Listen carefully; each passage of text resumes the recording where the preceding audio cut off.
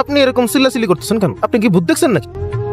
ওয়াশরুমে তো কিছুই নাই। আমার জানি কি হয়েছে ভাই, আমার কেন জানি মনে হয় কেউ একজন সবসময় আমার সাথে থাকে ভাই। আমি ওয়াশরুমের রানী একজনের প্রতিচ্ছবি দেখছি, আমি ড্যাম শিওর সেটা আমি না। ও মনে হয় আমার কাছে কিছুটা চাচ্ছে। নাউজুবিল্লাহ।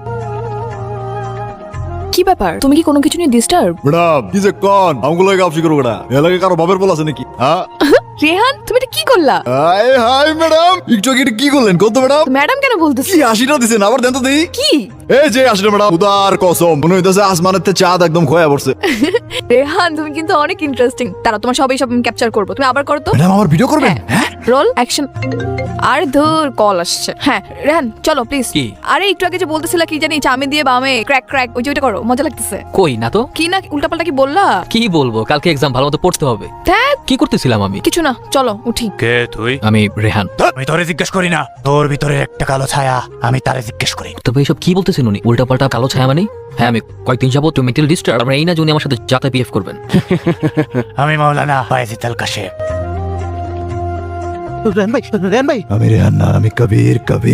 এই, তুই আমার কি করছিস? তুই আমার কি করবি? তোর মতো হুজুর আমার একটা পশমও চিরতে পারবি না। তার আগে তুই বল রেহানের মধ্যে কি করিস? রেহানের ভেতর থেকে যা। রেহানের ভিতরে আমি মুড়ি খাই। যা ভাগ যা, ওর উপরে তাক, পিছনে তাকাবি না।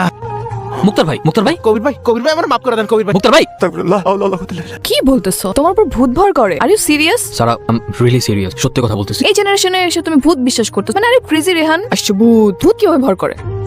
এই কবির, ভাই কবির কে? আমি তো কবির নামের কাউকে চিনি না, আমাকে যেতে দেন। তুই কি ভাবছস তোরা আমি চিনবো না? এই স্বীকার কর তুই কবির। শোন ভাই রেহান, ওই মাইয়ার পিছন ঘুরা বাদ দে, তাইলে ওরা তোর কোনো প্রেশার দিব না, তোর হিসাবে ক্লোজ হয়ে যাবো। তাই চল। এই কাকারা, রেহানের হিসাব শেষ হলেও কবিরের হিসাব তো এখনো বাকি আছে। কবির ভাই প্লিজ, তুমি আমার কোনো ক্ষতি করো না, আমি তোমার কোনো কিছু করি না। তোর কোনো দোষ নাই, তুই আমার ভাই, তুই আমার মাফ করে দে। আমি তোর কাছে মাফ চাইতেছি, আমি আমার ভালোবাসার প্রতিশোধের লেগা এই সব কিছু করছি। আমাকে মাফ করে দিও কবির, আমি না জানলেও তুমি আমার মৃত্যুর কারণ। আমি জানি না তুমি কে, কেনই বা আমাকে তো ভালোবেসেছে, আমি মৃত্যুর পরও ছেড়ে যেতে পারছো না। তোমাকে দেখার আফসোস আমার সারা জীবন থাকবে। যদি কখনো পরকালে দেখা হয়, আমার প্রতি প্লিজ অভিমান রেখো না।